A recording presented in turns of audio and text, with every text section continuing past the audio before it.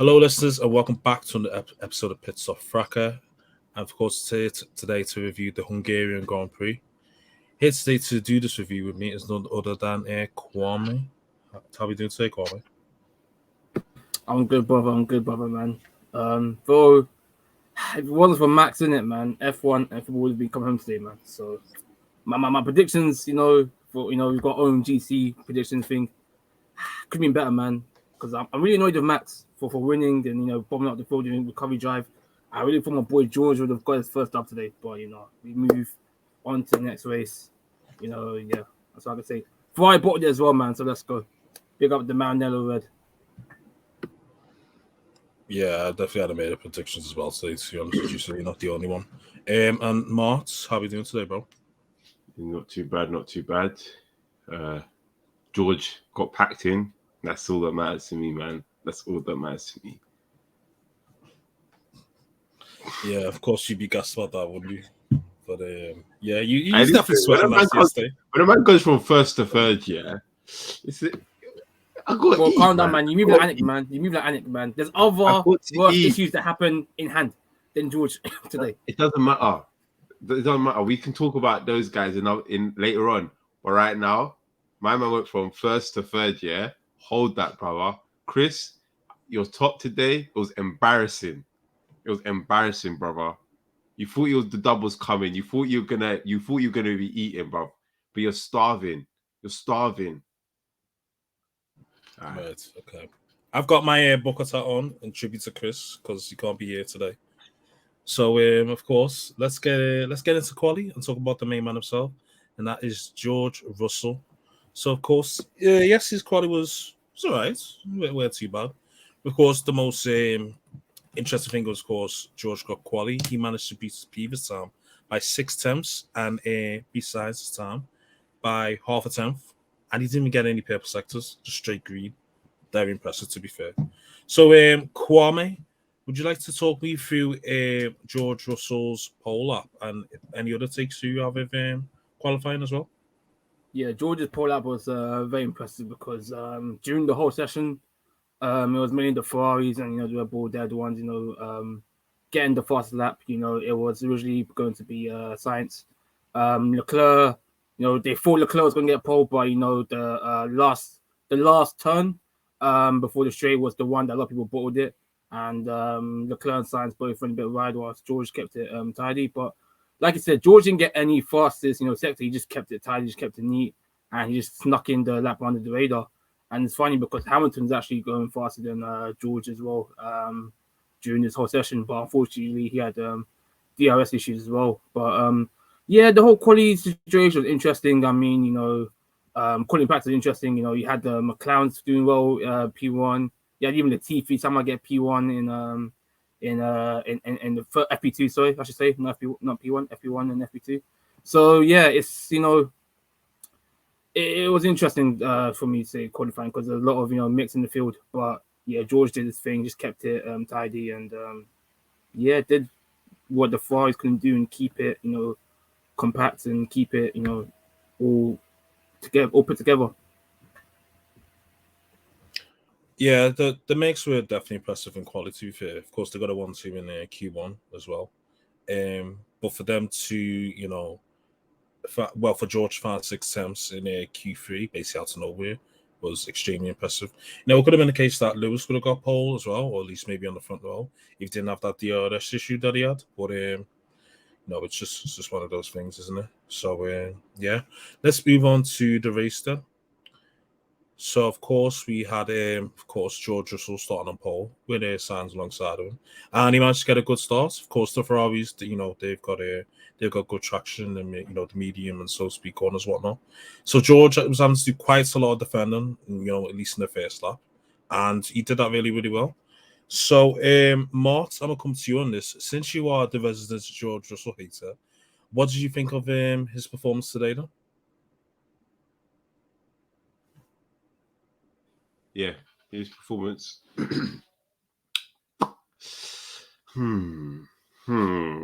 me wait up.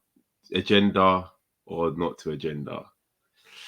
It was okay. I mean, he did well, didn't he? He did well with what he has. I don't think you could have asked much more. Maybe be a little bit less aggressive at times, but I think for the most part, he had a decent race in it. I feel like Mercedes kind of messed up the strategy for him in terms of they were, rather than thinking about Verstappen coming through the pack for his second stint, they were kind of covering off what Ferrari was doing, which didn't make sense because we all know Ferrari are bozos. So why would you be worrying about Ferrari? Focus on the greater threat at hand, which is Verstappen, and he was just a monster coming through the pack at that time. So George did what he had to do. There was a point when Leclerc overtook him, and it was a bit like, why did he move so much to the right? And then he was also moving in the braking zone as well.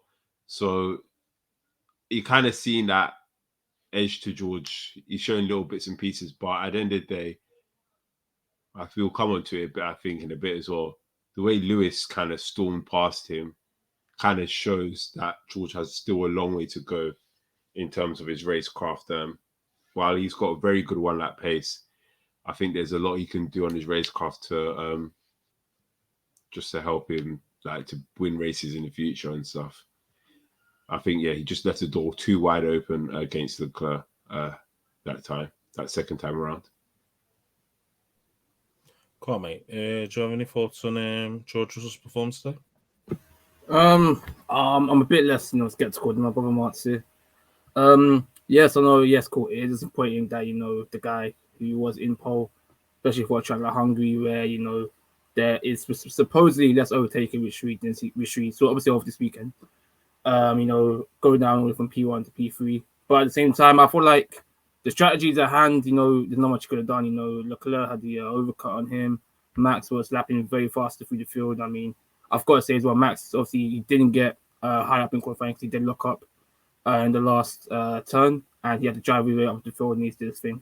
So, I just feel like, it's a weekend where, the cars around him were just faster, unfortunately, to George, but at the same time, he's in the Merc, which is, not as fast as Red Bull or the Ferraris. So, yes, cool. You could say he fumbled the league. From the lead, cool. But at the same time, his pit stop was just slow. We saw Mercedes, fumbling the bag of pit stops with George, and we did see Leclerc taken. Not much you can do if you're on the better tire at the time, and you're faster, you're gonna take him. So I'm not mad at George today. And he got his P3. Hamilton faster than him as well during the last couple of laps as well. So the team was gonna come in effect here. So I'm not on to George here. He got his P3 as other Ray Ross mistakes down in hand. Okay, that people need to look at, not George. So next topic. Cool. I think is he ready? Bring him on now. Bring him on. Hello, wonderful people. Look who it is. It's the devil himself, none other than Mahad, and his little. With my, it's Dior hoodie. My dressing gown. It's got my name on it.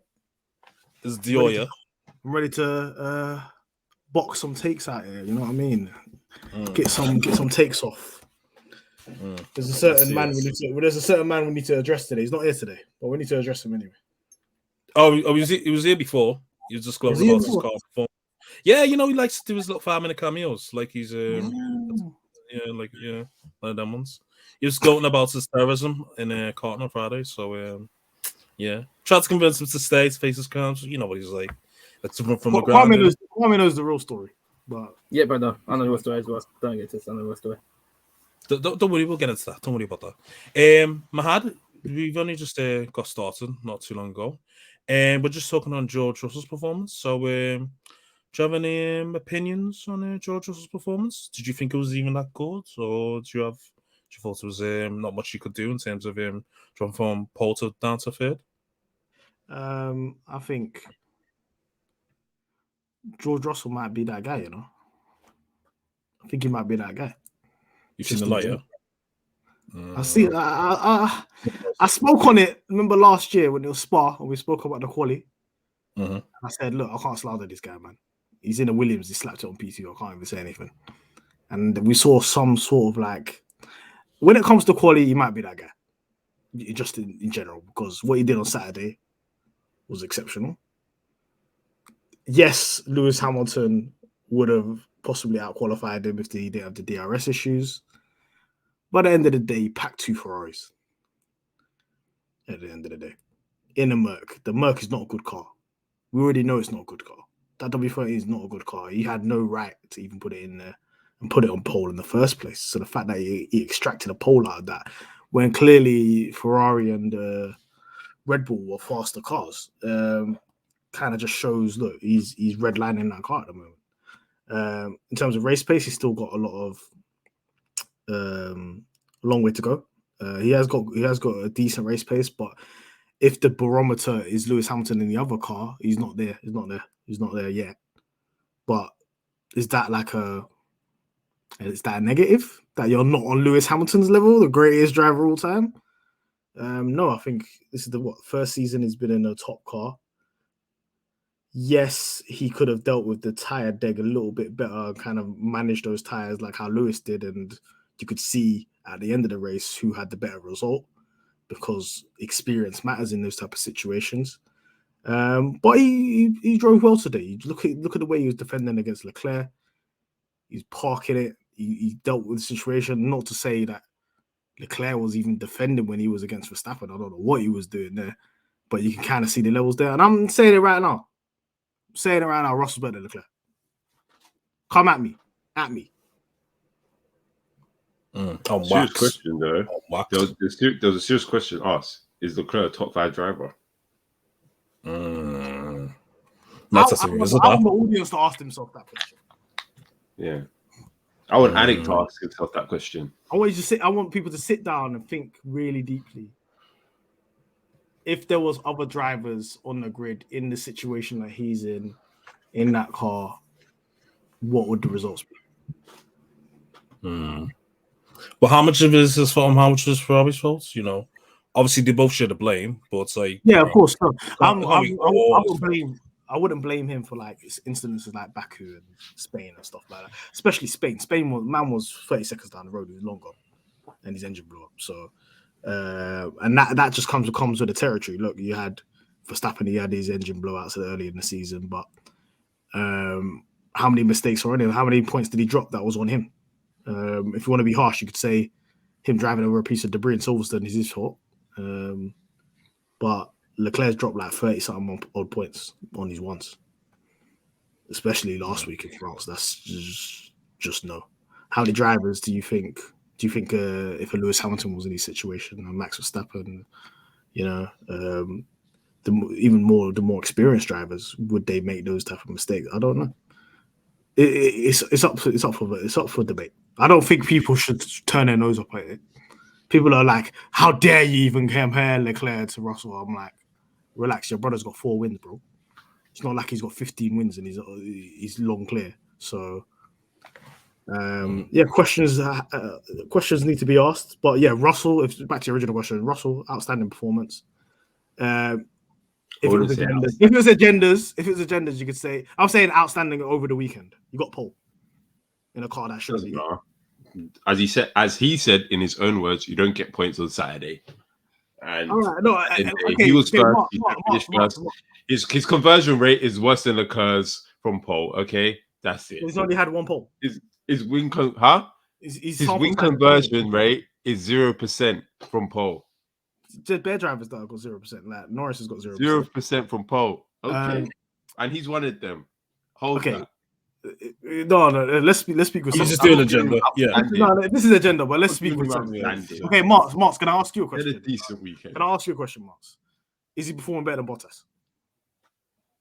I mean, Bottas would have has won races. Yeah, out of here, bro. I don't want to hear. This is shameless. Hey, I'm sorry for all listeners because this is insane. Bit shameless. It's bit shameless, Martz. But yeah, I mean, Bottas used to put it on pole. Yeah, Bottas used to put it on pole. Russell will have a good career. Yeah, he's got that. He's got that dog. Good career. It might be a Tory dog, but he's got that dog in him. That's crazy. It might be a Tory dog, but he got that dog in him. What is even a Tory dog? Was it like a Labradoodle or something? I don't know. No, Jack Russell. Corgi. Is it? Corgi, you know. I don't know. I'm gonna have to Google what's Boris Johnson's dog. What dog has he got? Maybe like a Lavapoodle. That's a dog, isn't it? Like that. What's them dogs that they use for bulldog? No, bulldog. what's the dog they use for fox? Bulldog. Show them, man. Come on, stop that. Come on, bro. No, Kwame. No, it's the dog that they use for fox hunting. Whatever that dog is. What? Well, hang on. A bloodhound. Is it called a bloodhound? That is a Tory dog.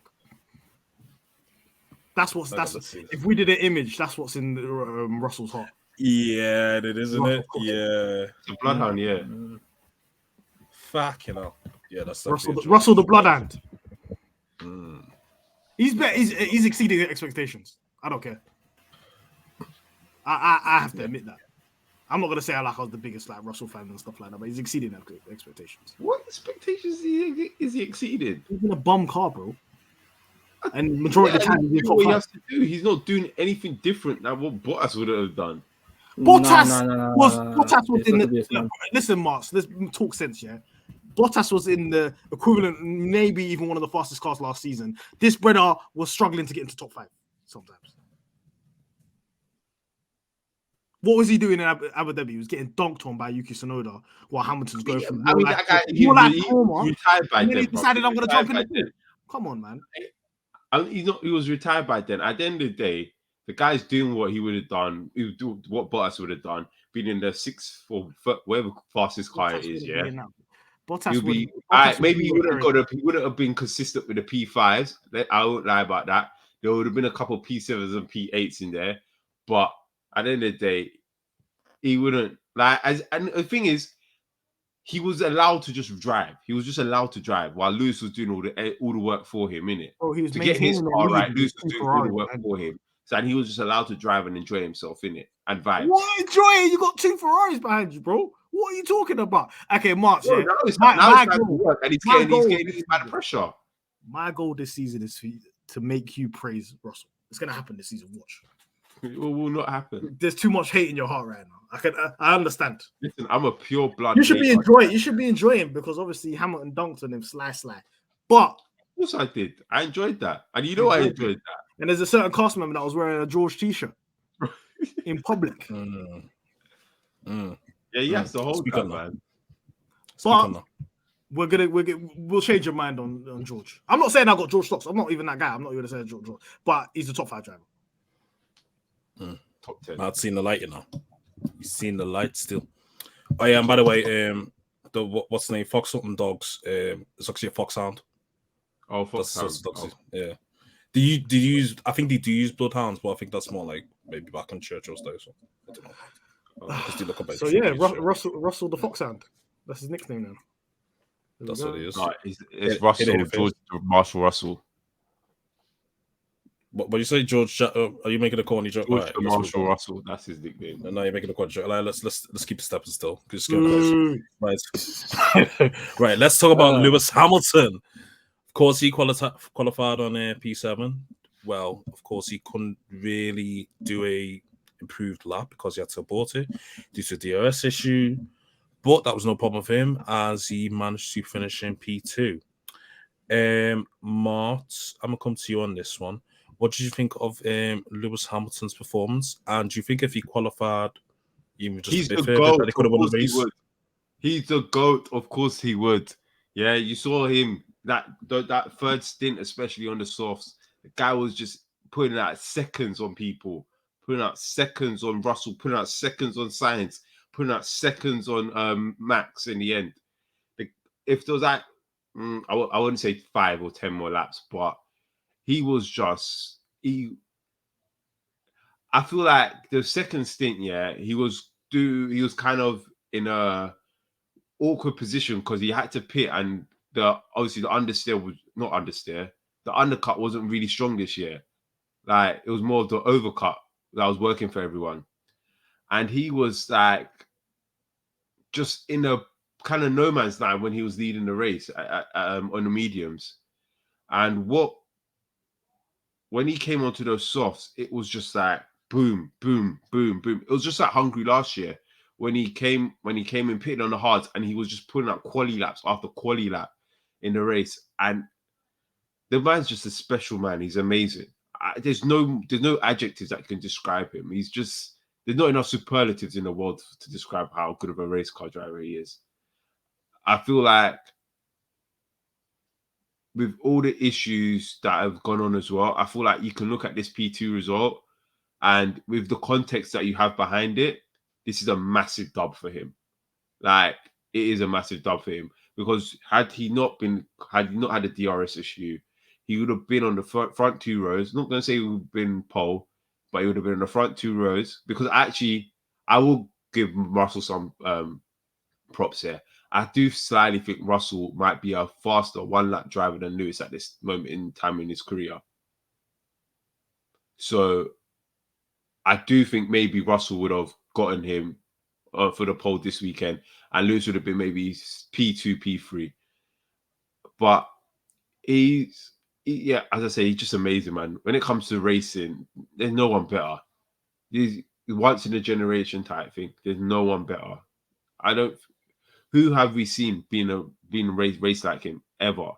Like, I mean, you got early Alonso days, you got Michael Schumacher, but that's it, man. No one. I don't think anyone else can touch him. Like, he's a GOAT, and that's all I have to say. Nah, I totally agree. Kwame, thoughts on Lewis's performance? Yeah, he had an exceptional race, exceptional drive. Coming all the way up from P7. I feel like he capitalized the most. I think he capitalized the most he could have out of his race. I mean, again, like Mark said, I feel like if the race continued for another 5 laps, he would have probably caught up with Verstappen. That's how fast he was going, especially in the final stint of soft tires. Luckily for him, the strategies played out perfectly. Yes, at the beginning, the stop was a bit slow. The first stop, but the second and first stops, were quick and slick. He bombed through the field, just overtaking, literally everyone in sight. And yeah, good to see Lewis back, man. Good to see Lewis back, on the podium. This is back-to-back now podiums for him and Mercedes back to back. Oh, there you go. Back to back. So 5 in a row. 5 in a row, brother. It's good to see some consistency, man. It's good to see consistency. Good to see Mercedes taking advantage. These men are hyping top 5 finishes from the other Mercedes driver. But you see what happens when you have a car. No matter how bad they were the car starving, is, man. They were starving, man. And I don't blame them. You get podiums, yeah. When your car, you get podiums. Other men are just getting hyping P5 finishes. But hey, I'm a hater. Hey, listen, Mercedes was starving in it, so any points they can get, they'll take. Podiums they can take. They took the points of Ferrari's hand, and that's what we expect for Mercedes to do. We said in the pod, Mercedes, they've been very reliable this year, so they're going to take off the points of the Ferrari and Red Bulls when they drop off the field. Obviously, Perez was dropping off the field, and the Ferrari, so Mercedes did their thing. So, congrats again to Lewis, for getting the P2. Unpopular opinion, people going to me on I said on Twitter, I don't think he would have won if he was like P1 or P2. Same was just for the whole strategy thing. I feel like it would have been on Russell's strategy. I feel like it would have been a different strategy. I feel like different circumstances would have happened. Not Lewis's fault. I feel like different circumstances and different, I feel like Max would have done a recovery drive anyways. But if they continue for 5-10 laps, yes, Lewis would have definitely won in quad with Max. I think he would have won, even with Mercedes' bad strategy, because that the fact of the matter is, the only reason why he probably didn't win was because he was behind Lando Norris for so long. Because Lando Norris is a prick. Mahad, you need to talk to no reason. When he knows he's on soft and he's just cooking his own damn tires.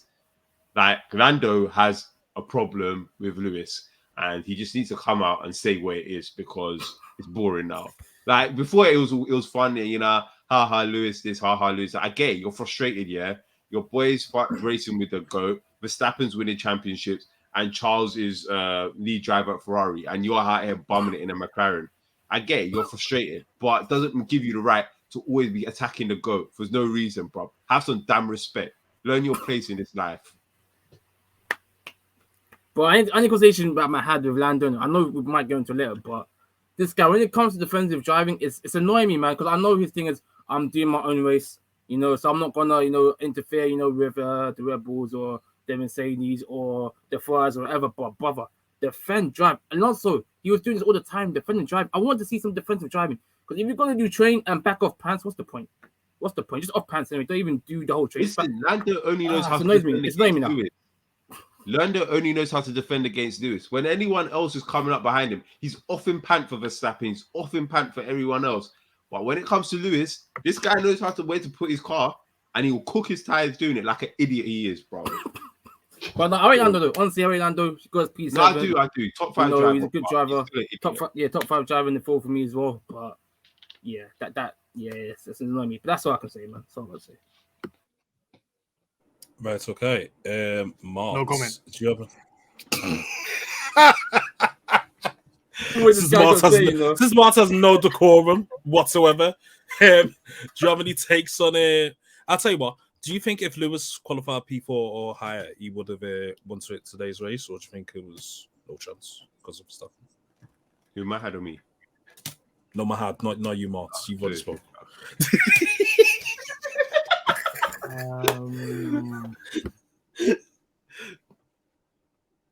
I think I don't know, I can't answer the question, I'm sorry. Because I feel like because Verstappen's win was not only just him driving really fast with race pace, it was really good strategy as well. They knew when to pit, they knew what tires to put on, they were kind of in control of the whole situation. Would there be a scenario if it is the situation where it's Hamilton's in the lead and Verstappen's behind him and he has to make the overtake? I don't think Hamilton's got the car underneath him to hold on for that long. If it was like maybe a 10, 15 lap stint that you had to kind of hold on to that position, I don't think it just because the car tax, man. That Red Bull was a good car. So no, he'll put up a valiant effort and it will be really tight, but I think that Mercedes was quick. Like I think in sector 1 it looked really quick, and in sector 3 it looked really quick as well. And it probably was the quick. If I check the stats, it probably was one of the quickest cars out there. But I think the strategy disparity between what Mercedes did and what Red Bull did, that's the difference right there. In Lewis's second stint, him and Verstappen were matching for times. Once the tires times in the last stint. Huh? And Lewis was 3 tenths faster in the last stint. Yeah, so it looks like there's the pace in the car. So yeah, it's touch and go. I wouldn't say yes. I wouldn't say no. I think he would have possibly held on to the lead.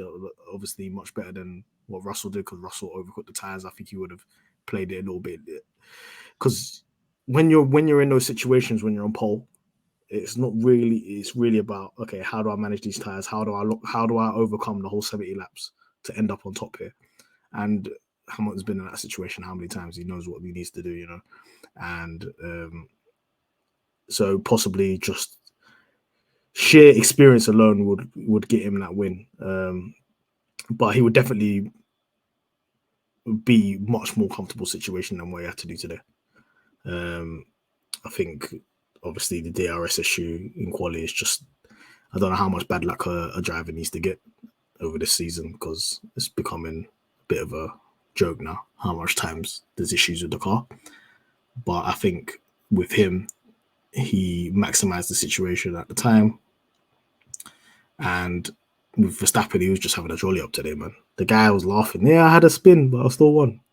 It's like, it's become too easy for him. You know what I mean? And I think today clearly shows, I've been saying this for a year and a half on this pod, yeah, that Hamilton and Verstappen are clearly the best drivers in Formula 1, and then there's a huge gap in talent. Light years away. For the next drivers. There's a chasm of talent. Like it's Hamilton, Verstappen, and then there's a elevator drop when it comes to talent in Formula 1. And I've been saying this for a while. Well, it's big facts, It's big facts.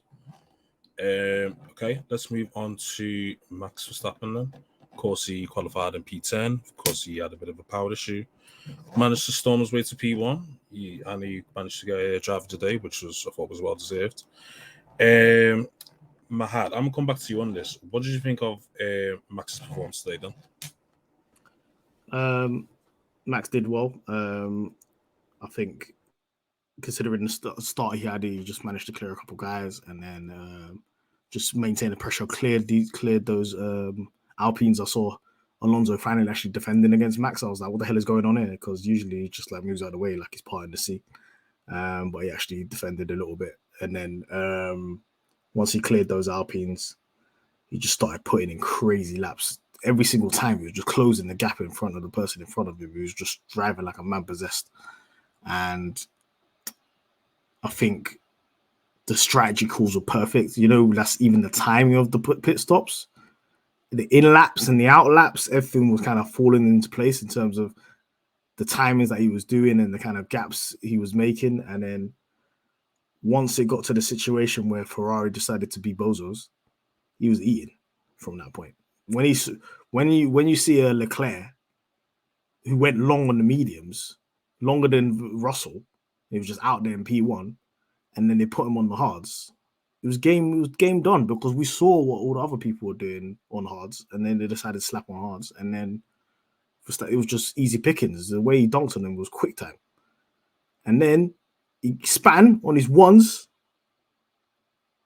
And then within one lap, he got back into DRS with Charles. He had that little bit of pressure from Hamilton. Then it was within 1 second with Charles again, and then dunked on him again. So, and then from that point, it was just cakewalk for him. So, I think it looks like it on paper it's P10 to P1, so it looks crazy impressive. But I tell you, that's one of the easiest drives Verstappen's have had. I'll tell you that right now. That's one of the easiest wins he's ever had. He was chilling. There was no competition. That's fair enough. Yeah. Martz, do you have any takes on Max's performance rather than an agenda? I just think I don't listen. When a guy wins, he wins in it. It's like it's not really anything I can say about that. No agenda to say. I just think when you have a good strategy team, it shows what you can do in it. Like we were at Quick Stop Live today. I was talking to one guy, and we were saying, "Oh, had anyone else done that strategy, we would have been calling them bozos." Because if Ferrari had done what they done with Max, it wouldn't have worked. But somehow Red Bull always get it right, and you know what? Gotta give them credit. They rarely get it wrong, and so. Once I saw him coming early for those second set of mediums, I was like, he's won this race. There's literally no going back. And then, when I saw how long Lewis and Leclerc were out on those mediums and how fast Max was going, it was just like, it's game over. Race done. I said it from lap 30. It was like, wherever he pit, I said. So Mercedes and Ferrari threw away this race.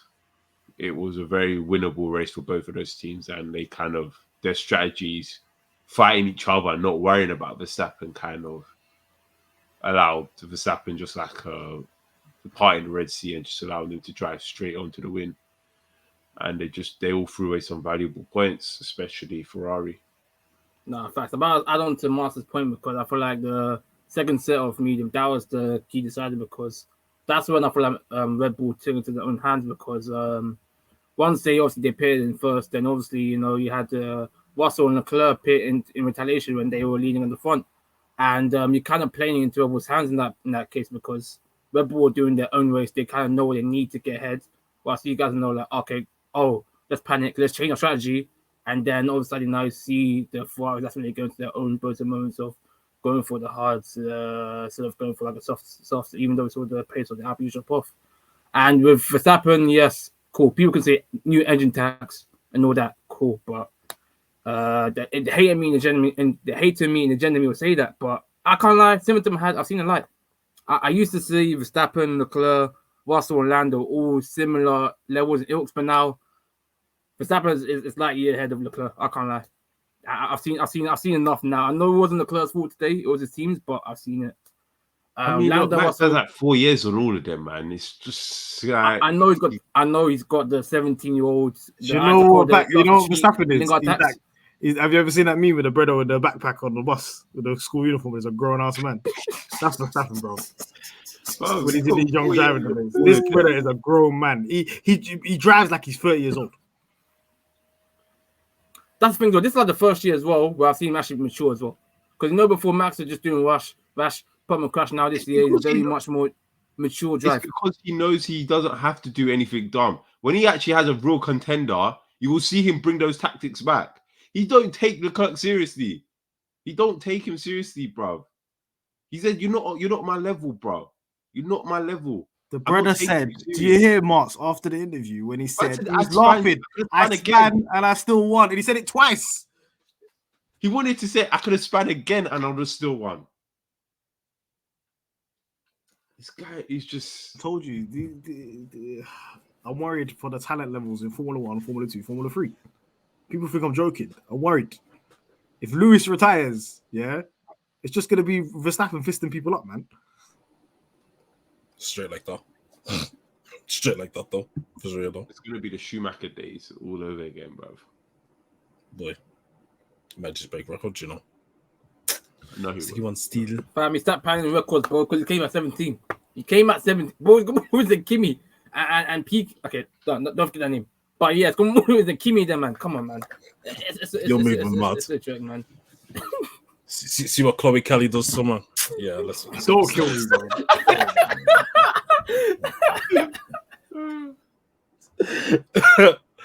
bro. Okay, let's move on to his Red Bull teammates, and that is none other than Checo. So he managed to disgrace. Look at Mahad talking this one already. he managed to qualify a disgraceful P11 while his teammate got P1 in their Q2. And then where did he even finish in the race? I actually don't know where he finished in the race. I can't like he was a P5. He finished ahead of Leclerc. Yeah, that's the important part. He finished ahead of Leclerc. Managed to P5, but he didn't really, even though he made a place, didn't really do too much. You know what I mean? It was one of them sorts of performances. Kwame, I'm gonna come to you on this. What did you think of Checo's performance then?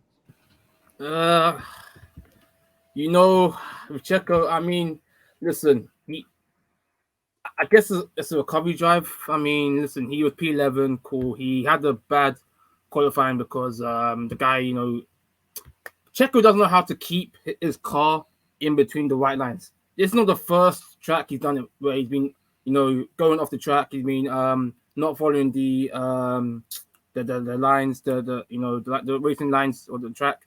So yeah, had to qualify P11 after the FI messed up his times. They gave him the time, they take it off, and they put back, and they take off whatever.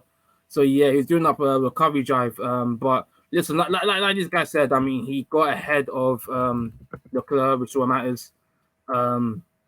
Yeah, I feel like he did what he needed to do. I feel like, yes, cool, people can scrutinize him and say, cool, he could have got higher. You know, yes, he had Leclerc behind him. He couldn't have taken whatever. And, should have been above Sainz or whatever. But from P11 to, P5? I mean, I think Red Bull will take that. I mean, especially in track like Hungary where, you know, overtake is not given. So, he did what he needed to do, in my opinion. Nothing spectacular. Mahad, would you like to speak on your boy Checo and why he's qualified P11 when his guy's getting well, not pole, but at least getting us Q3?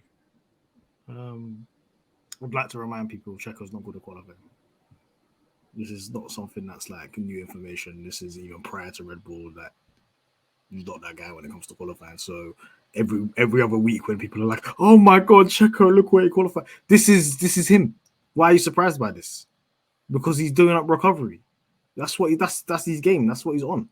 And today he recovered again. Like, why are people panicking about Checo? Is it because you believe that he can challenge Verstappen? Is that why people are like, "Oh, he's not doing what he's supposed to be doing," blah, blah, blah, blah. At the end of the day, he's third in the constructors. He's comfy third in the constructors.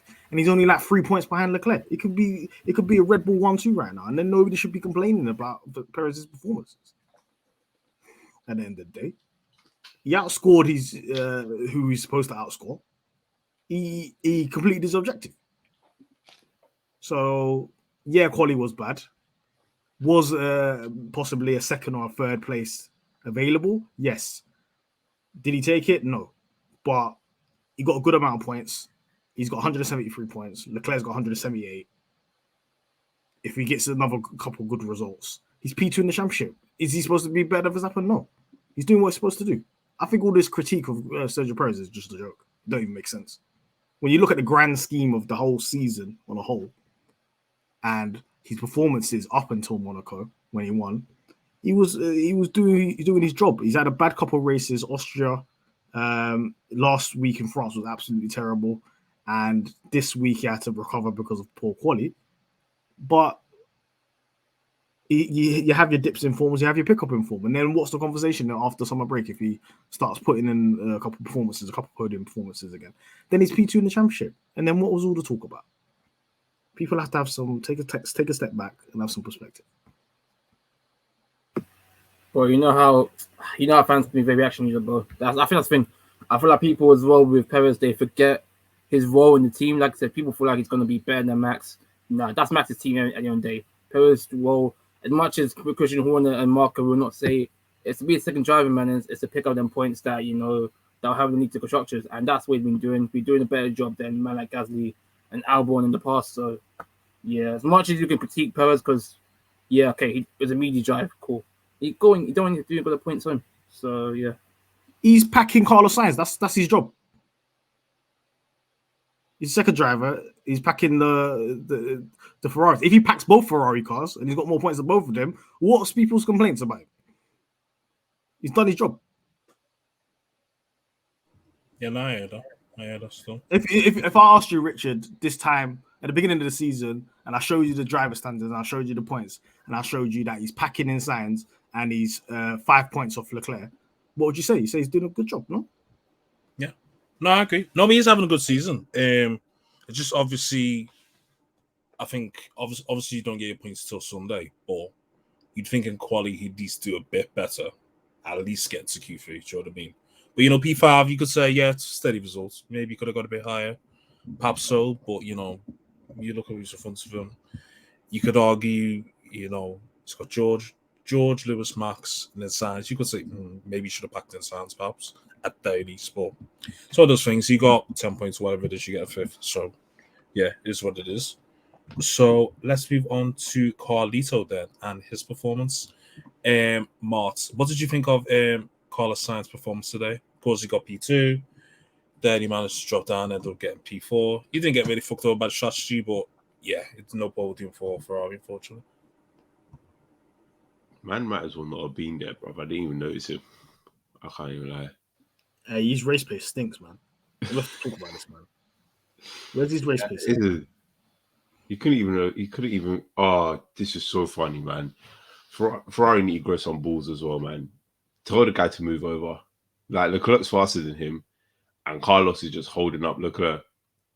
And they had to call him in for pits, so they could let Leclerc pass him. I just grow. He ignored the first call for boxing as well. Yeah, he did, didn't it? They're like box just so Leclerc can pass him. It is just he runs that team. They're scared of him. Yeah, I genuinely think Ferrari is scared of Sainz. Like, he's embarrassing them every week, and if he's not embarrassing them, he's just giving them terrible performances, and there's nothing they could do about it. He was just mid this race. Let's just put it like that. He was mid. He was getting within the DRS, then he was just falling back immediately, and then just wasn't making any impact onto the race at all. Not when he was going up against George, not when he was going up against Lewis, not when he was going up against Max. Everyone just kept passing him like he was driving Miss Daisy. Yeah. Just mid. Is it because the car? Do you believe the Ferrari just wasn't good on the tires in general? Because it looked like both of them didn't really have pace. I think when I think the first thing when Leclerc went long, it looked fast. Yeah. He looked mad fast when he stayed up. Yeah, because he was upping faster than Russell, wasn't he? He was like taking like 3/10 out of Russell. But it was Sainz was just like every time when you saw his time, he was plus 2 seconds behind someone. Like, at least push it so you can get within the DRS and at least try for an overtake. but he just kept being in that +2 seconds, +2. It was just his strategy saved him. His own strategy saved him. I suppose so, but it's just He meaty ended drive. up finishing ahead of Leclerc, right?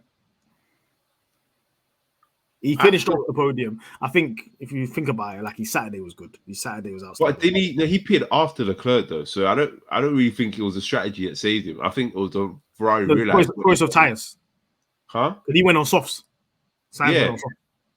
Yeah, but so it's his bozo. It was the bozo moment for Ferrari. Kind of realized the hards don't work, so he went on the softs. So it's kind of like just did the opposite of Leclerc. So it wasn't really even like say a strategy saved him. He just apparently Ferrari used too many mediums in practice sessions on Friday, so they didn't have any mediums for Leclerc, so they had to put hards on the car. Sticky one.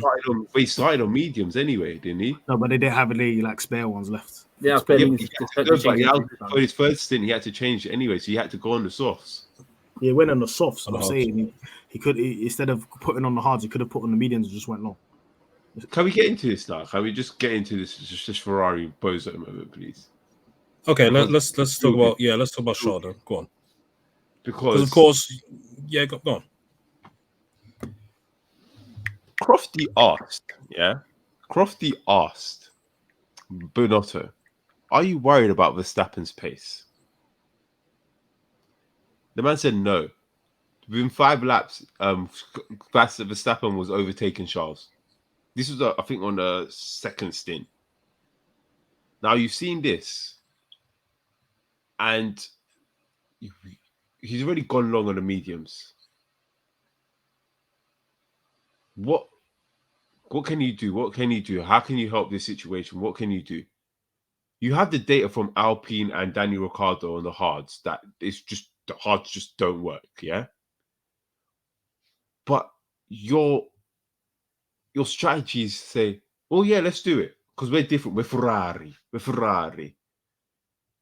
What is going on in that place that makes them think that we can do something different and go against the data that we have, and it will be better for us?" It just does not make zero sense. There's no common sense in that team. It makes no sense because you went long on the mediums in the first time, and then you put on mediums again and didn't go long. I don't understand. You already did the long stint on the mediums, so you already know they work. You know what his short stint was on? Do you know what his short stint was on? The hards.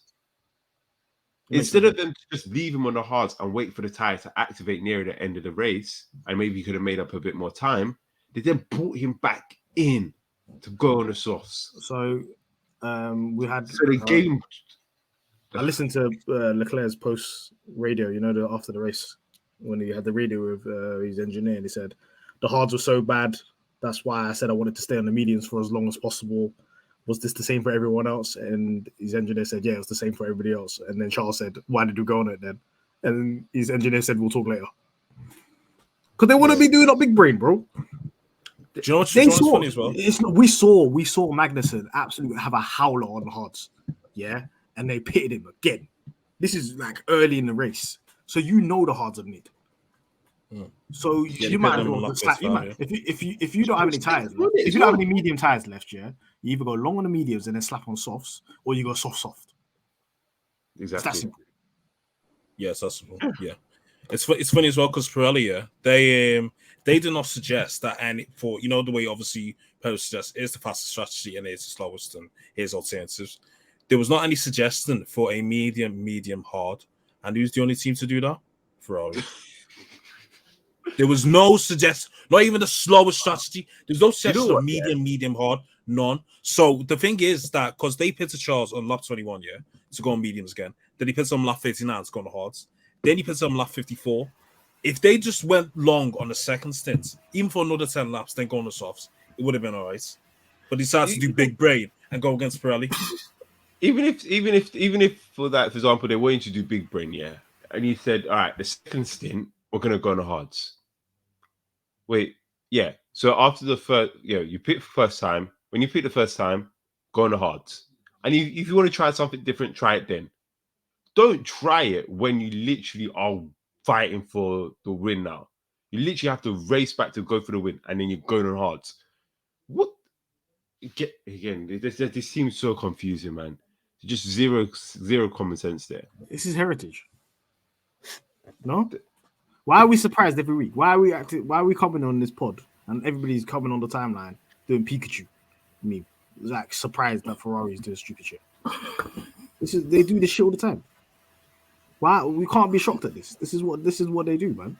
This is the history of the Ferrari. This is what I just find it, bro. I hate that because like we've been saying this for time. We've been saying this since we started the pod. What can go? I mean, shout out you, man, McLaren TV. You know, what can go wrong? What can go wrong? What can go wrong? What go wrong? How far your strategy's been bottling for years and years. You've been saying this on this pod for a minute. Cool. People with the TL have been saying it. Cool. Your journalists have been saying it. Cool. But the fact that Martin Brundle and Crofty, them are picked up, and them guys there, commentary, they're very, very, they're not biased. They're very, very, with no critique of, team strategies. So the fact that even they picked it up and were questioning, saying that, oh, this strategy is a bit, it's off, it's dodgy, it's a slow strategy. Even that to me, when mainstream media, F1 commentators pick up, that's how you know it's a bad strategy, because they never, ever, ever really pick up saying the strategy is bad or strategy is good. I mean, cool, analysts might say it afterwards or during it, but the actual commentary team say it's mad. But this is basic F1 stuff. We know if you want to go long, cool, you go hard. If you want to go faster, you go for the softs. Now, in the track where, the softer tires are working, faster the better, you should really go for soft tires. If you want to go a bit longer, go for the medium. There's no need to go for the hard on this track, as we've been saying, because the hards were slow. They were losing pace and time. We saw with the Alpines, and we saw with Ricardo. They had the data there. So why are they trying something different? Just because they're Ferrari. It makes absolutely no sense. But as we said, their strategies are going to do strategies. This is the reason why they are not winning the championship this year. Because these men keep balling it every time. Even like Tottenham. Every time. I remember saying this quite a while ago. And I remember saying, Bonotto might not be the guy to kind of elevate Ferrari in a sense of being a team principal, because in essence, he's an engineer. Yeah. So when we're talking about he's an engineer, we're talking about he's worked in Ferrari for a very long time, all the way back to Michael Schumacher days, developing engines especially, and working on those cars and having all those technical expertise. He spent a lot of time last season and the season before, like even skipping races to ensure that car was good. And guess what? The car is good. So he's succeeded on that part.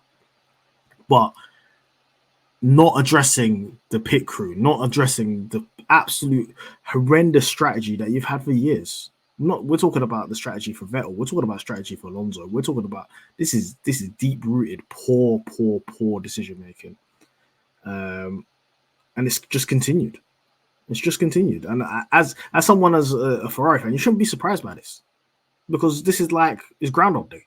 It's every other day. So when people like Mr. Anik Palmer decides I'm going to move from Mercedes to Ferrari and I'm going to start slandering Mercedes, you've literally just joined the circus. Why have you joined the circus?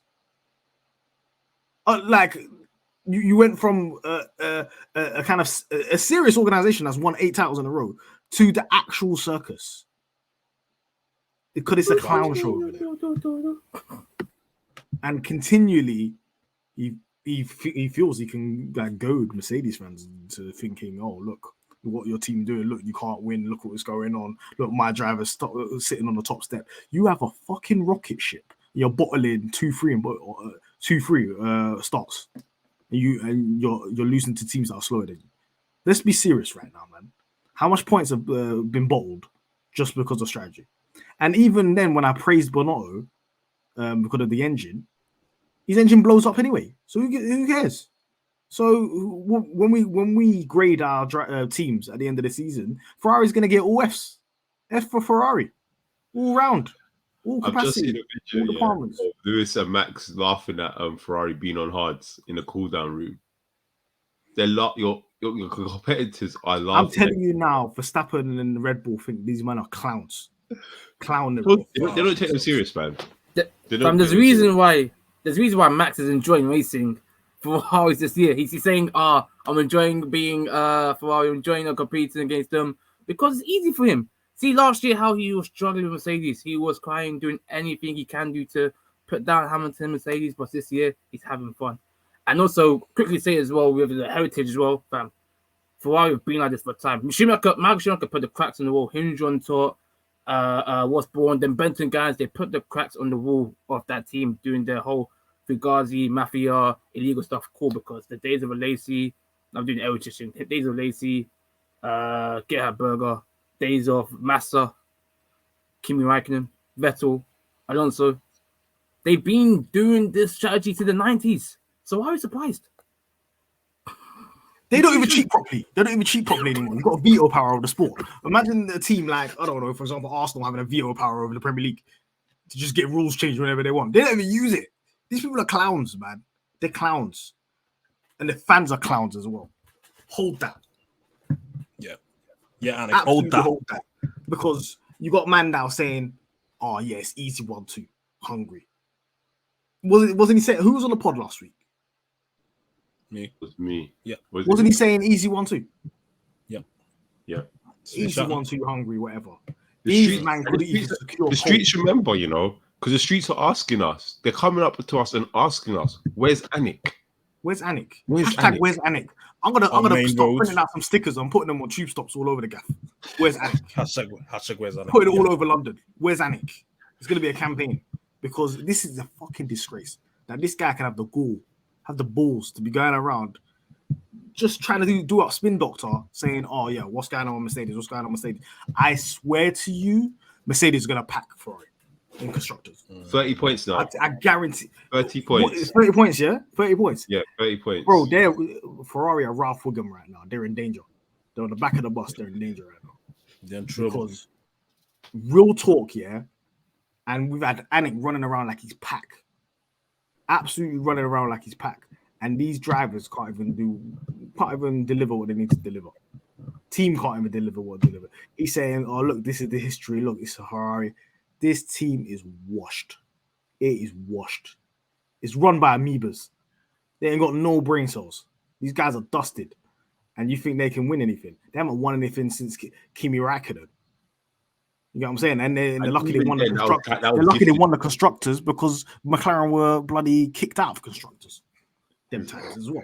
So there's so much like, imagine Ferrari. Do you know what? Ferrari, let's speak about Ferrari. Ferrari is the biggest illusion in sports, yeah. Ferrari won some titles in the 70s. Yeah. 80s getting packed in by McLaren. Absolutely packed in. Early 90s getting packed in by Williams. Yeah? By Benetton and Williams. Getting absolutely packed in. We're talking about a good 20-year period of just getting fisted up. Yeah. They were only good back in the day when there was barely any other cars and these people were wearing fucking goggles and had no seatbelt and getting dusted. All of a sudden, them, man. Yeah, exactly. You know, averaging 2 deaths a race. Them times, yeah. way back. No, you know what I'm saying? And then got your bodies like it's incredible. R.I.P. to all the lost ones. Yeah. And then Michael Schumacher came along. Yeah. Michael Schumacher came 97? He came to the team. Yeah. 96, I think it was. No, 96, 97. Do you know how much madness he had to do to even compete? Has been his boys the over. Team was dusted. The team was completely dusted. It took him all the way till the year 2000 to win a title. He had to do a whole restructuring team. He's moving like, you know, them companies that come like auditors. They come through and they'll be like, oh, we need to sort out the books. We need to sort everything. It took them years to restructure the whole situation. Yeah. And they were still doing up politics. And they had their little run. They nearly bottled it in 2003. Yeah. But Ross Brown, smart guy, said, listen, let's change the tire rules. Let's use our veto powers. Let's do what we need to be doing out here. And then they managed to win the championship that way. They were ruthless. They were absolutely ruthless. They were like absolute mafia. Yeah. The second they leave, they replaced Michael Schumacher with Kimi Raikkonen. And then you got Michael Schumacher just sitting in the back like this, watching Kimi Raikkonen the whole time, saying he's an advisor. And Kimi Raikkonen's like, I was just battling you 3 years ago. Why are you my advisor now at Ferrari? Ferrari trying their best to make Massa win the title, and all of a sudden Kimi Raikkonen wins the title. And you nearly bottled it to rookie Lewis Hamilton and a Fernando Alonso who are beefing each other. Yeah. And then since then, absolute bottle. What have they won? What have they won? What have they won? This is an illusion team. It's an illusion team. People are talking about heritage. They don't win. They don't win. They win the odd race here and there, but they don't win championships. So what's this talk about heritage and all that? Anek's trying to do this PR campaign. Yeah, it's moving, but it's got no traction. It's got no traction. All it's got is ratios and QTs. I want to hear it. Humiliation kink. Humiliation kink. If you're really on that thing, go do some BDSM, bro. Go do something else. Don't be commentating on Formula One races.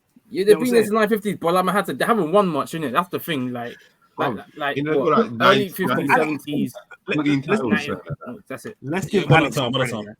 Anik knows Formula One. Yeah, he just chooses to pick stupidness.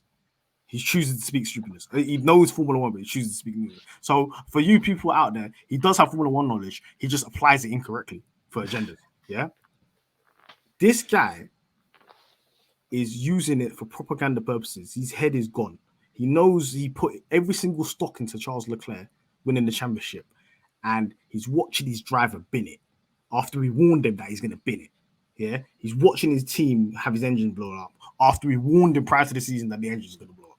We've warned him about bozo strategies, and it's happening. It's like everything we told him has come to pass. So yeah, continue to ratio him, continue to cook him, because he deserves it. Because this is not in the realms of reality. He's fried. So what he's trying to do is do the spin of, let's speak about Mercedes. When Mercedes wins Spa, you will never see Anik for the next 3 months. He'll just spin.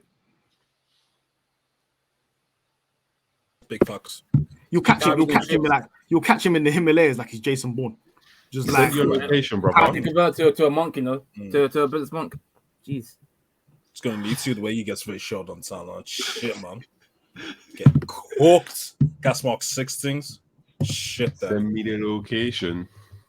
I don't want to hear about no Leclerc poles, gassing up Friday, gassing up. My man was uploading slipstreams. Oh, my days. I feel physically sick. Slipstreams, And the worst thing is, do you know what's so funny? Yeah, wasn't the whole timeline cooking Max for doing that in Abu Dhabi last year in quali, saying, look, he needs Perez, he needs a slipstream, and then when Charles does it, it's poetry in motion. You absolute wanker. What are you talking about? And you know what? Why does he go so hard for them? Anik, we found out they don't know you like that. Big man, they don't know you, bro. They don't know you, bro. Shout out to Mary. She asked him, "Do you know Anik?" Bonoa says, "I don't know." No, I don't know him. No. Who's Anik? Do you know what's funny as well? Yeah, she asked him in 3 different languages. They all said no in 3 different languages. You got chopped up 3 different ways, fam. Hey, real talk. Any of our listeners, any of our people that watch, anybody that goes to visit Ferrari World in Abu Dhabi or goes to Maranello, you will see a picture of Anik at the entrance. So the security is, he's not allowed in the building. He's not allowed in the building. I can confirm this. He's not allowed in Maranello. Not to say that any of us are allowed in Maranello, because Yeah. Let's show. I don't think. Kwame Lane. What's his name? Yeah. Let's show that. Do it in silence. Yeah. You might get let in. But he ain't getting let on no roller coasters in Abu Dhabi World. In Ferrari World. In Abu Dhabi. Tell you that now. I can confirm that. He high restrictions anyway.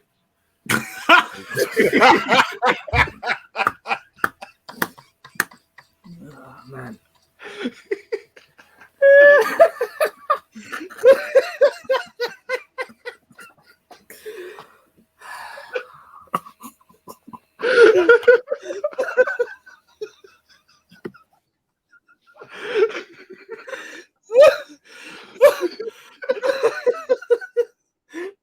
Man said he's a god and gnome, fucking hell. That's a gnome injury, Oh, do you know what's funny as well? Chris put on the Pitstop Fracas Insta story of like you man going into like the fucking track. I come to say, yo, why is Anik bare small? I see his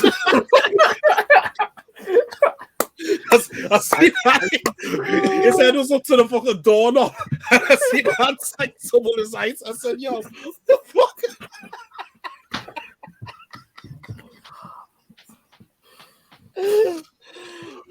Yo, that gives you 2 tips.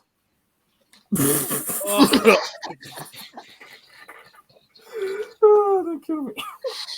That's a high. But yeah, listen. I'm not gonna lie. Yeah, I don't want to hear nothing about it. If you're a person of shame, yeah, if you're a person of shame, of sanity, yeah, you shall not speak about Ferrari for the rest of the season. It's over.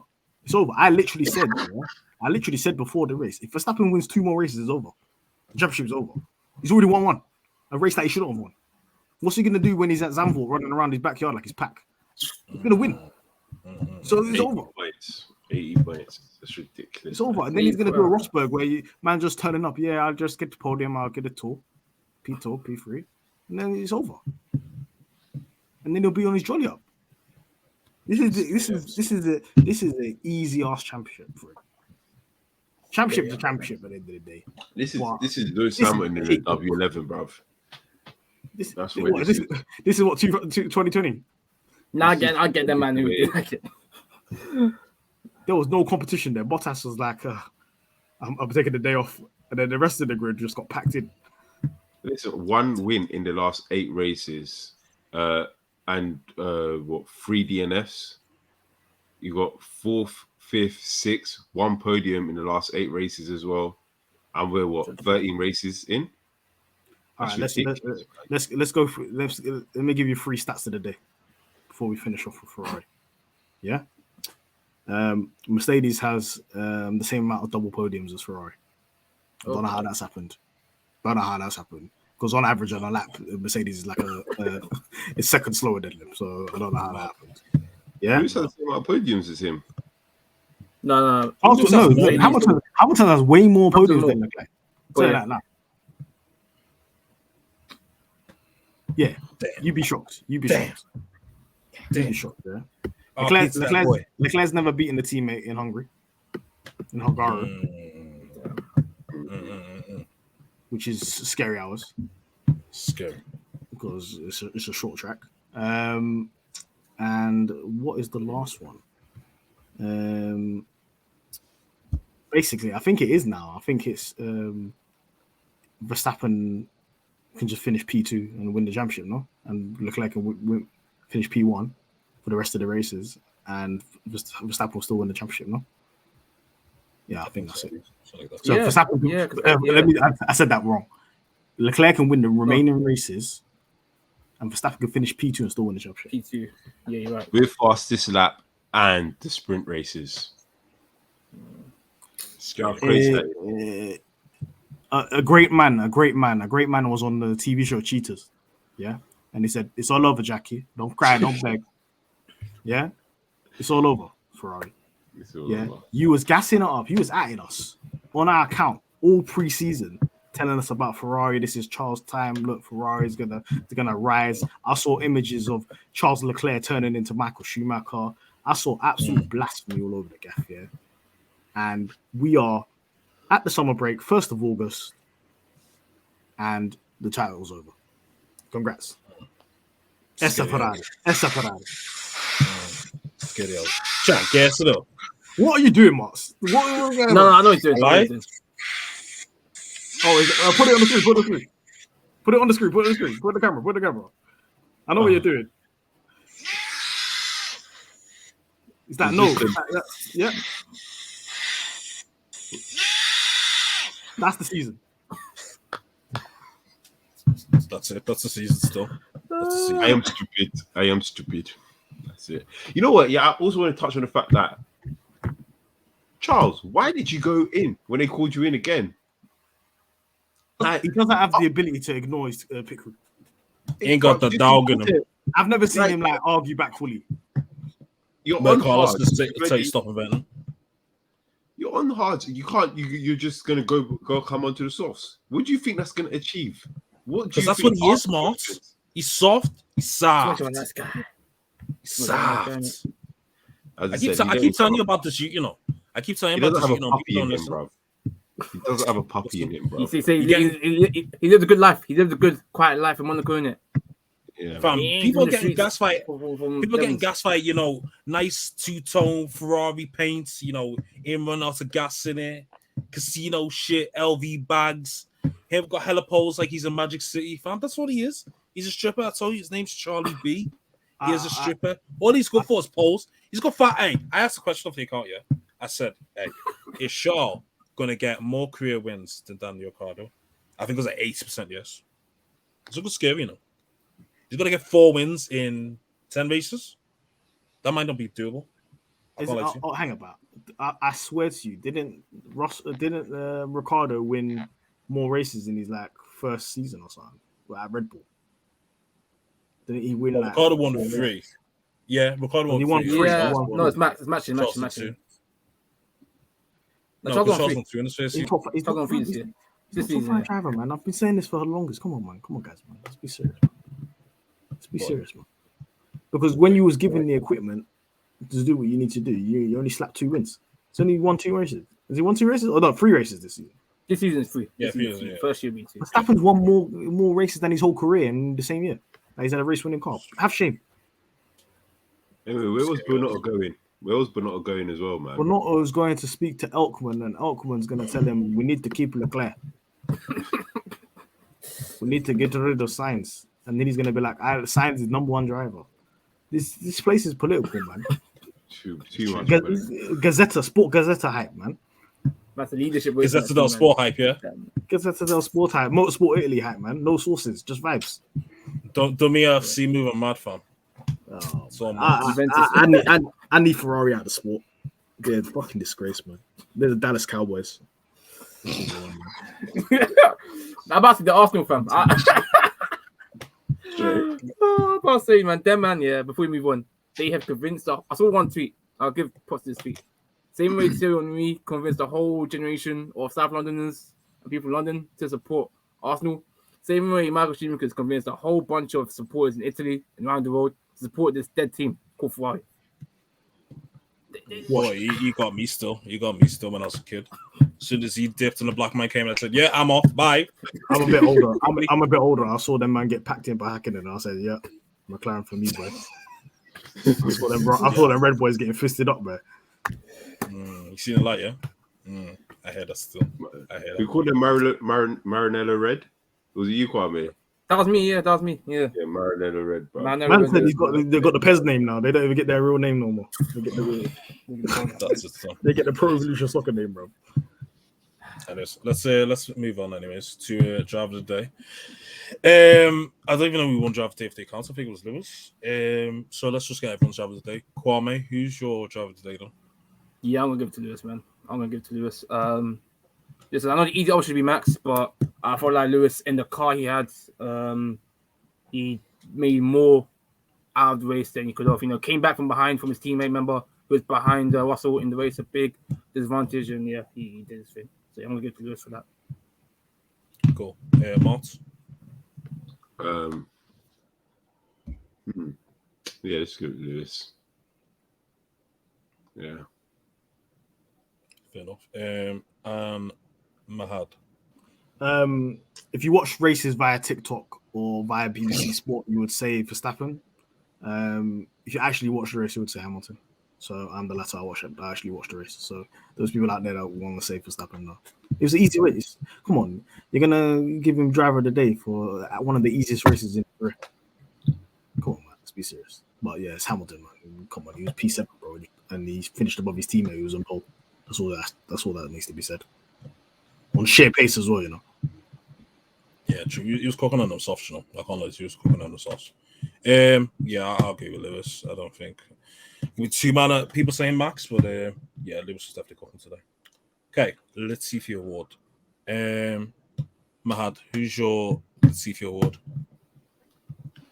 I'm giving it to Kevin Magnussen because for once in his life, can you stay out of a lap 1 incident, bro? Can you just relax, bro? Can you just relax and stop having incidences early in the race and cooking yourself? Because what's so funny about Kevin Magnussen as well? He's raced off elite. Man's always just jumps 7 places. He's on a mad tick. But something always happens because he's a bit over aggressive. You know what I'm saying? So Kevin Magnussen, how long, man? Just come on, bro. I got small, stock. Come on, bro, just pattern up. I would say Daniel Ricciardo, because Daniel Ricciardo is funny, because Daniel Ricciardo did the overtake of the race, did an absolute Mazzolini, and then punished Stroll. So that wasn't. I'll be fair to Daniel Ricciardo. That wasn't his fault. That it was clearly on Stroll. Stroll's a bozo and terrorist. He just stuck. That's agenda. That's agenda. Come on. He stuck up on that. That's agenda. It's really not, man. It's usually, really I'm not gonna lie. Usually, it's Stroll's fault because I swear to you, Stroll does not look in his mirrors when he drives. He doesn't. He wasn't looking in his mirrors. He thinks people is crazy. Yeah, but and do you know what's so funny? Yeah, Daniel Ricciardo's not known for that type of stuff. So he's very clean. But who is? Stroll is known for those type of things. Stroll is very known for that. I think Daniel Ricciardo. I think he's got the second least incidences, like since the last 10 years. Or whatever. He don't get into those type of nonsenses, like crashing into people and stuff. So, but yeah, I because he did that overtake, I can't really say he does the overtake of the race. So how can I say he's had a howler? You know what I'm saying? Come on, man. Come on, guys. He entertained you. Let's be serious. I'm not saying Yuki for stock purposes. Interesting. Martz. Found a dip. It's Alonso because he's just a bozo. That's it. What are you talking? Don't kill me, man. What's wrong with you, Martz, man? All he does is hate, so shameless. Oh, Martz. No, you know what? Yeah, it's because it's his fault why Daniel Ricciardo did that double overtake on him. Like he literally went to cover off. Man. And just let him. Why you fighting with your teammate? It's not even that, man. Because when it came from the pits in the pit strategy, in it, obviously, you tried to overtake him in it, but then obviously when they overtaking, Ricciardo just take it for keeps. He just saw it and like boom, easy winnings. Those two are funny. That's on them two for constantly beefing. They're constantly beefing those two. Alonso won today, boy. He beat him. Everybody's gassing about Ocon at qualifier, and guess who finished ahead? I'm telling you now, when at the end of the season, when Ocon bottles that 30-point lead that he had, it's going to be hilarious. The way you lot were running around like your pack, it's coming back. Alonso, let's see, Let's see still. Yeah, Kwame, who's your let's see if you want. Man, I don't say it, man. With regret. Actually, you know what? Buy the dip because he's still my guy. He'll come good. This car is absolutely duddery. Jody Eggenson and Francois looking in soft spot. But I have to give it to Yuki. But you know what, though? You know what? I have to give it to him for that spin. That spin was a best. I know it was raining cool. It was where the car was moving like ice or whatever in the traction. But, brother, I can't let you be doing that. You see spinning around. I can't let you be a lap behind the Latifi and Albon. And you drop the point from 60 to 90th, man. I can't. But he's still my guy. He'll come good. This Alonso take, though, is egregious, man. Honestly, bro. Like, cool. Yes, he caused he may have caused the incident with Ricciardo overtaking him. But like I said, team radio, miscommunication of the radio, him counting the pit stops could happen. Ricciardo be such easy to give, but like Mahad said, because he had that overtake. You let him talk like this, Richard. Bro, I'm man trying to do. Martz, I'm here, brother. I tell you, come on. You call me here, bro. With Alonso. Listen, if we pull up another, Richard, you want to do another Vettel Alonso fight?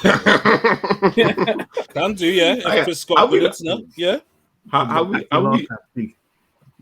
will you not mention him all episode as well? Well, Vettel.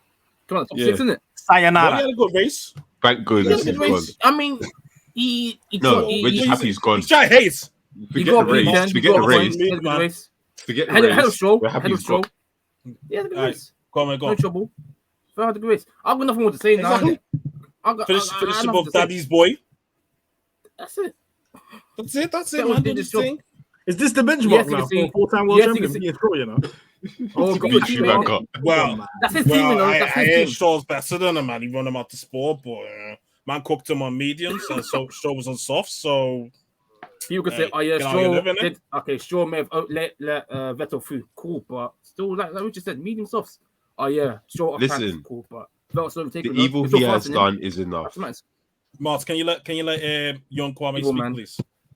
What Sorry, evil man? Kwame. He's helping I the don't world, really man. care He's what you have to helping the say. globe.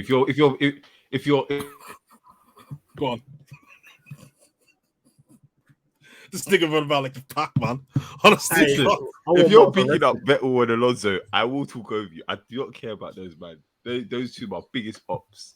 Respect them, innit, man. Respect them, bro. them, man. No, Let's zero respect. I thought for them. Kwame was your biggest op. have a. Well, yeah, he is. I'm happy you finished last. Can I say something? Congratulations, P4 Vettel. You had a successful career. It was such a great career from 2009 to 2013, and we just sorely missed on the paddock. Let's move to listeners' questions. I can't be asked. Right, okay. First question is off Raj Dingus. Do Norris fans now understand how George fans have felt over the past 2 years? Seeing age mates you don't rate like that, do bits in real cars while you drive a tractor against a bum teammate?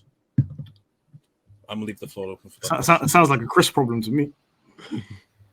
To be fair, look, Lando's in a tractor, yeah. Do you know how poor this car is compared to the top cars? Yeah, man finished 78 seconds behind Leclerc in 7th place. I'm finished.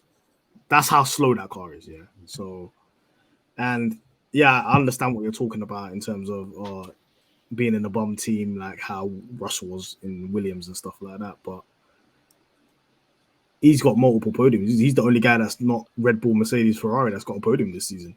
He's still eating. He's leaving with something. He's like the 3rd, 4th highest paid driver on the grid. He's leaving with something. He'll be all right. Tough, right? Grind out. You tough, right? Russell was in a gulag in Williams. They had him serving coffee in the room with Margaret Thatcher's picture on the wall. Nah, he was serving them cats and the bando. That's what he was serving. No. He's like, nah, he's seen through them. He's seen through them, still. He's had a rough still. Okay, next question.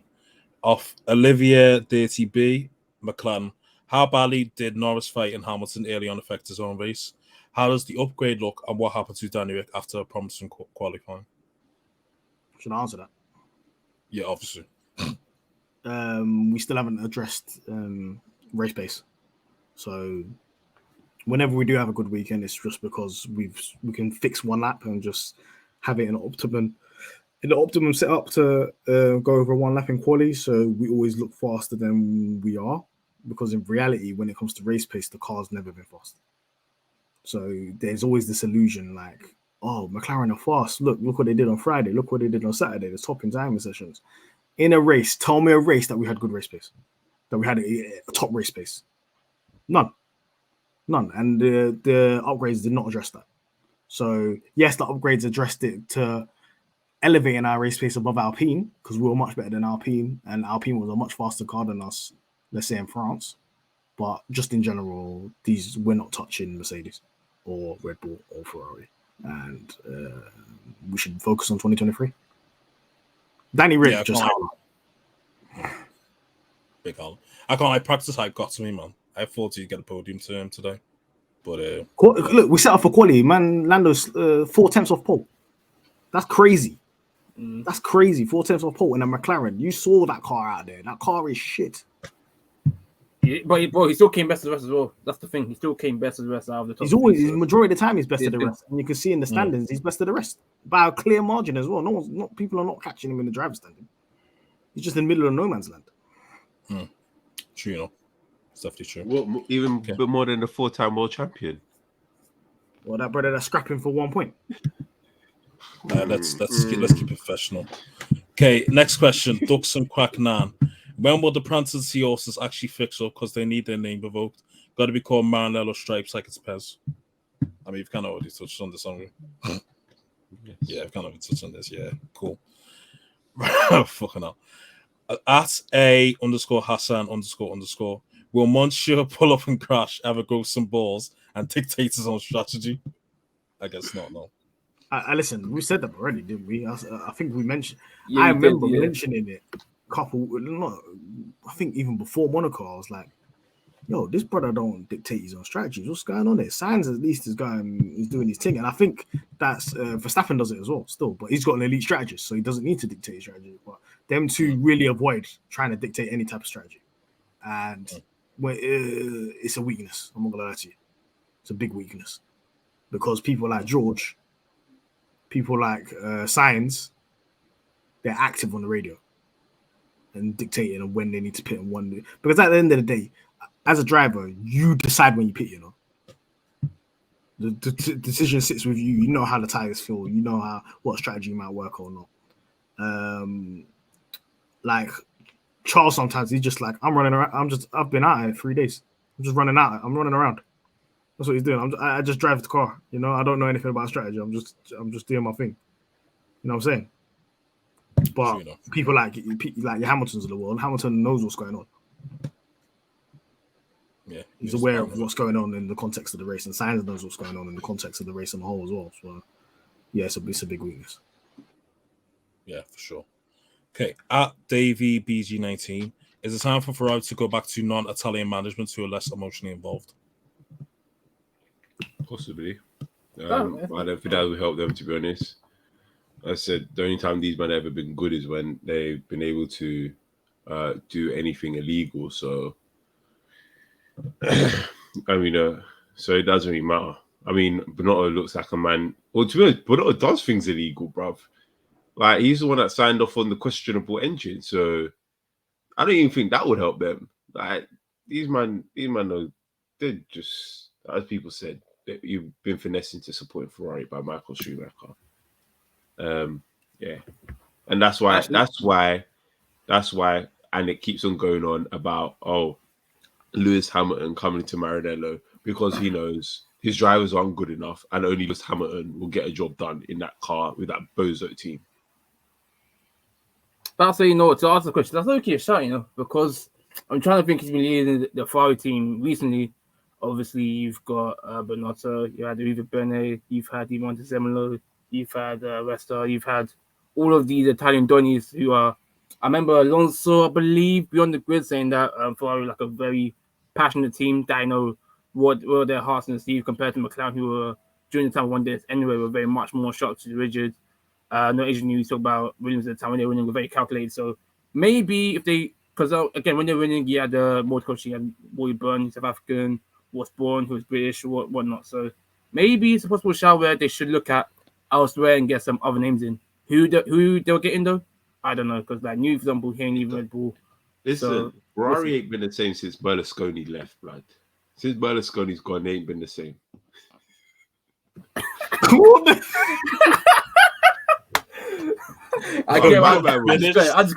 was funding that team, bro. He was funding that team, and he was making sure they did everything. He had the whole mafioso on them, man. They ain't been the same since then, bro. No, mad thing. Okay, next question at XELVDVSV. That sounds like one of my passwords, bro. What's Alex's excuse for today? Well, he's ducking the smoke, and he was blaming Mercedes and got ratio to death. So, yeah, if you want to check out his answer, go to his Twitter name. It is AnikP91, and you'll see it right there. Yeah, Guy was trying to be like Danny with cameos at the beginning, but you guys didn't catch him, I'm afraid. Hey, listen, if you're listening, stop biting on these tweets, man. Please, man. Yeah, just block him. Just don't blame us as well. And stop atting their account, because we're not responsible for his opinions. As much as I love you guys and I find them funny, but like he's just giving us bad PR right now. Yeah, please. Yeah, anything that is said by Anik P1 is from, and it is on Anik P1. Anything that's said by Anik P1 is not representative of the rest of the Pitstop Fracas cast. Our P is not representative of the rest of the Pitstop Fracas cast. All right, thank you, lawyer Kwame. Nice. Yo, PR Kwame, sick, you know. Fucking hell. Rebrand combo, rebrand coming in it. Oh my god. Yeah. Okay. So next question is at Benjamin _. Your predictions versus how the season's turned out so far. So I predicted Verstappen P1 in the championships and Leclerc P2 in the championship. So I'm eating. I predicted Sebastian Vettel retiring, and I'm eating. That's all I care about. Yeah, that's a good shot. No coming in because my predictions are mudded right now, fam. My predictions are mudded. They will be mudded when I first put it on. I put Max. I said Max is not getting top 5 this year because I thought Red Bull gonna Crazy. Actually, you know what? This guy, come on, Kwame knowledge, you know. I was correct that the Red Bull engine is gonna be inconsistent and unreliable because it's gonna blow up. But yeah, Dave, Max be eating this year. I can't lie, man. I thought he's been drinking too much of that milk. Milk makes your bones big and strong, man. It's not that. You know what I'm saying? Interesting. Let's keep moving. Okay, next question of Alan Houston 90. Will Alec do the right thing and repent for Mercedes hate? No. No. No. He's in too deep. He's in too deep. You can't pull out now. He'll just rebrand next year. When a brother goes undercover, he goes undercover and he joins the gang. You know what I mean? And then the gang's telling him to let the team go, and his hand is shaking like that, and then he murders somebody. Yeah. You know what I mean? He's got the tape right now. Now he's got M charge on his head. He can't go back. He can't go back to the station, man. He's done. Man's in 20 years with SJ. No, it's not even a murder. It's an attempted one because he missed. You know, like you seen Power with Raising Canaan, and he shoots a cop. Oh yeah, and he Hey, what's that movie with Omar Epps when he's shooting at the car and he's just missing hella targets, man? That's Anik with his takes, bro. Not one on target. Oh shit! I'm putting that on the timeline. Let me find that too. Let me find that Omar Epps. Nah, you know what it is, yeah. Anik's just gonna rebrand in a year or two and pretend that he's been a Mercedes fan all this time, or whoever's on top. If it's McLaren, he's gonna be a Red Bull fan. Max Verstappen. Lord have shame. Didn't he say he wants to transfer to McLaren soon? I think he has shame. Me and Peter have reviewed his application and declined. Just to let you know, and if you're listening, Streets do not forget your CV of teams. We do not forget. You got that one journeyman CV. You've got Marcus Bent. We've seen it. His next stop is George Russell. Loans. We've seen it. I said Marcus Bent, you know. Robert Earnshaw hype. That's all it is from. Right. At the DSG podcast, how many wins will Mercedes get this season? And should Charles be looking to leave Ferrari while his best years are still ahead of him? 2 wins for Mercedes. And no, Charles has nowhere else he can go. There's nowhere else. Everybody laughing at Lando's death row contract. Leclerc's finito, bro. Leclerc's vanilla ice and they're hanging him out the building, blood. Fam, he's at Mace with P. Diddy, bro. He can't go nowhere. He's going to Florida. He's going to become a pastor, bro. He's dusted. Nah. Bonotto's like Suge Knight, hanging people off the balcony upside down. Fam. Yeah, man. He's finished, man. But you got to get me those 2 races this season, yeah? He's locked in there, man. His only options to what? Jump to Aston Martin. Take out that Vettel seat, bro. Good luck to you, bro. Hey, if he gets caught by Stroll just once, I know his head's kettled. I'm telling you now. Fucking hell. Right. Yeah, I think Mercedes will get 2 wins this season. Kwame? Yeah, I'll say 2 wins as well. I feel like 1 each. 1 for George, 1 for Lewis. Yeah, calm. 4 wins. 4 wins. Shit, 10. Maybe 5. It's gonna get to the point where Red Bull like mathematically won the constructors and the drivers title, and then them man are just gonna be working on whatever next car they're working on. They don't care. They're already working on it right now, man. They're probably working on it right now. Them man are chilling. They'll be booking their holidays and they'll be like, We'll be back next year. You know how it's the same way like how Mercedes used to let Red Bull win the last couple of races when Hamilton had already won the title. It's gonna be like that. Yeah, pretty much enough. Okay. Next question. You used to get them Brazil, Mexico every year, innit? Yeah. Like Max always stat pad in Abu Dhabi and fucking Brazil or Mexico. Come on, man. It's gonna be the same. It's gonna be the other way around, though. Nothing Mercedes stat pad, yeah. Yeah, it's still. Hey, listen. Yeah, as long as it gets loose to 106 wins, who cares? Okay, next question at Tommy Ajayi 1. When was the last time Ferrari was a serious racing institution? When Pokemon was popular? When Beyblades were popping? When Funky House was up. When we was asking if there's a gram or garage? No, when Funky D asked, "Are you gonna bang?" No, that was 2009. Said, yeah. They weren't serious then. Oh yeah, they actually was. Man, before I was born in it, man. Before I was born, man. Oh shit, yeah, right. Just know, Ferrari were popping when you couldn't use the internet. Milk. Back in the day when you couldn't use the phone and the internet at the same time. That's when Ferrari were popping. That's some modern times, yeah. When you used to be able to book holidays through teletext. That's Richard's like teletext hack. Ain't been good since teletext. Here we go. You get me? Hey, since Ja Rule was at his peak, you know. Shit. Hey, do you know about Quarter? Fog loving? I got 100 guns, 100 clips. I'm from New York. You know. Hey, that's a bop, you know. Hey, that's a bop, you know. I can't lie to you. Hey, okay, next question. Of Horse XYN, will Perez be replaced? That's no. Refer to when I spoke about Perez. I'm gonna say no as well. Yeah. I think it's only because people have been feeling some type of way about how Marco looking to speak to Perez, like he's gonna get sacked or something. Who cares what Helmut Marko? Helmut Marko likes to talk, man. Helmut Marko, I swear he doesn't have the final say on who joins the team. Red Bull Racing, anyway. I don't think so. Red Bull, he has the final. He's the head of the academy. He's the head of the academy, but he doesn't actually have say on who's going to be in the Red Bull team, not the main one. That's Horner, isn't it? Yeah, that's yeah. He's a what's it called? Non-executive director. That's what he is, bro. He has no power. He's just there for face figures. Exactly. Yeah, Fergie hype and all shit like that.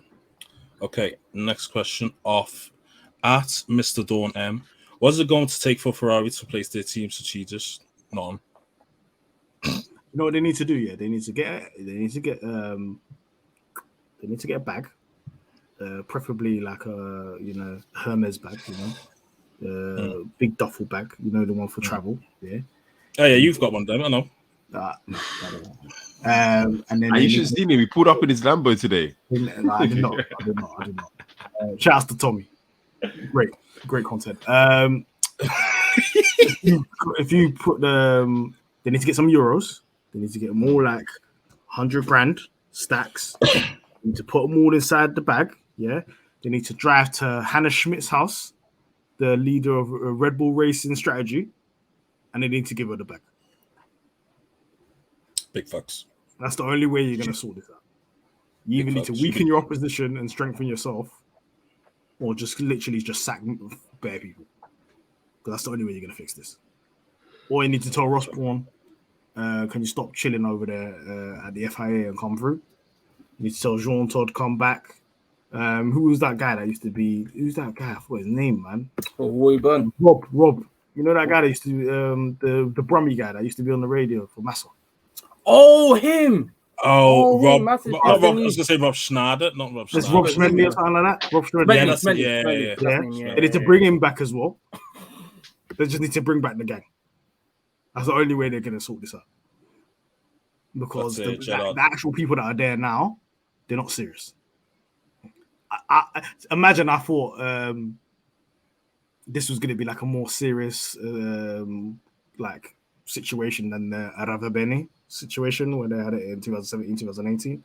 Maurizio Aravabeni, but it's even worse. So you better go get that guy back from Juventus or something. Yeah, serious though. Serious. Okay. Next one is F1 for the win. Do you think Danny Rick will ever get to terms with the McLaren? I think that ship's on, man. I can't lie, man. It's been second season now. I feel like if he was going to get the McLaren, it happened by now. I mean, Mahad could speak more on that because that's his team, but yeah. He had an interview and he said he's never left the race win on the table, and I agree with you.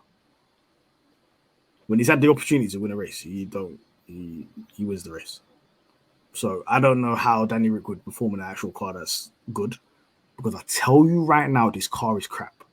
I was even watching an interview with Lando Norris yesterday, I think. Lando Norris said this car doesn't fit my driving style. I'm fighting it every corner. I really don't like this car. He's just maximizing a crap situation. So imagine what it's like for Daniel Ricciardo. And then I was just checking now. Any kind of thing that I said about Daniel Ricciardo today, like slander, I take it back, because they put him on Hards. They did the same thing they did to Leclerc. So McLaren can hold that, man. I'm not gonna lie. Yeah, that's why I blame Stroll, because Stroll's on the sauce, and obviously Daniel Ricciardo is fighting his car in the hards. There's not much he could really do. And Stroll decided to put it around the outside like a bozo he is, and yeah, I feel like putting him up for Latifi numbers was a bit of a harsh thing to do today, to be honest. Even though I did it. Can I speak about something? Can I, like, in quali, yeah? Is it me or am I bugging? Like, I swear in Q1, Latifi had a purple sector 1. He did, yeah. And he qualified P20. I've never seen him in my life. How do you have a purple sector 1? It's funny because it was one corner. It was the last corner as well. Yellow. Yeah. And you finish P20. That's insane. That means you're faster than every single person on the track in sector 1, and you still qualify. You couldn't get out Q1. Come on, be serious, man. That's some fun, honestly. It's poor. And I saw the speed trap numbers and all the stats and stuff like that. I swear to you, Latifi and what Williams cooking, because they're in straight line there on the madness. Apparently, though, breaking up, Latifi, the apparently because like sector 1 was like mildly wet because the other sectors. That's the way he picked up the pace. Because obviously, FP2, I'm breaking up. You can hear me? Oh, you're good. Okay, you're not good anymore. Yeah, you got that dialogue, Kwame. Latifi, it was a sector 1. Long story short, sector 1 was wet in it compared to the other two sectors in the track. So that's how that's why they faster that sector than the other two. FP2 was faster in the wet, but FP3 was the fastest, no? Yeah, FP3 weather driver. The fastest in the wet. Yeah. There's one thing about Latifi, he's a good wet weather driver. Yeah, he don't bin it in the wet. The only time he binned it in the wet was Monaco, but like apart from that, he's actually a decent wet weather driver. Yeah, we ain't doing the TK. It's enough. No, we're not doing the TK. Moving mad. Aren't taxis in the body yet. Trying to raise the stock price, man, to make to. No, not on my watch. No. Okay, last two questions. Don't have again, man. Okay, Formula Dino, is Lando Norris the greatest driver of all time? Yes. Next question. I agree. Shout out to Formula Dino. Next question. He's my guy, man. Yeah, he's cool. I can't lie to you. I don't like F1 Twitter, but he's cool though. I can't lie to you. Shout out to Formula Dino still. Shout out to Lando Norris as well. Come on the pod, Lando. Hey.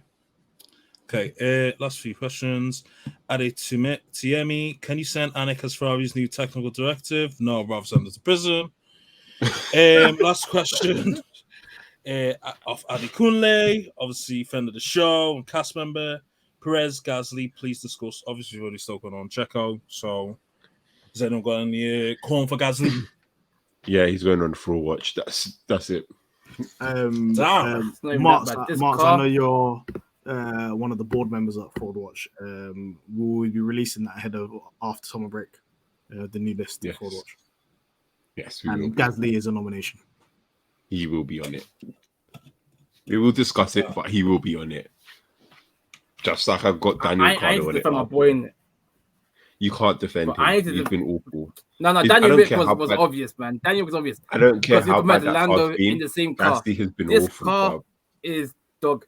He's been awful. This car is trash. It doesn't matter. Boy, this car's trash. So that's the reason. It doesn't matter. If he's a better car, that's one at a time. Point to be faster.